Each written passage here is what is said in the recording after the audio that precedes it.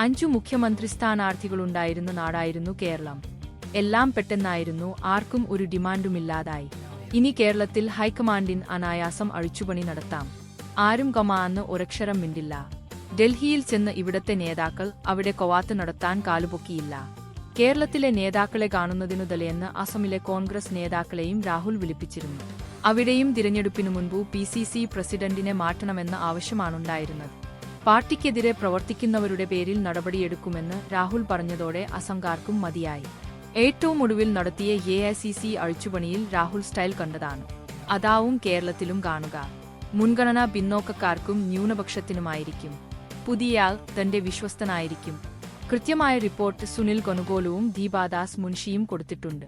രാഹുലിന്റെ വിശ്വസ്തനായ റോജി M. ജോണായിരിക്കും ചിലപ്പോൾ KPCC പ്രസിഡന്റാവുക. മുഖ്യമന്ത്രി KC വേണുഗോപാലും UDF കൺവീനറും മാറിയേക്കാം.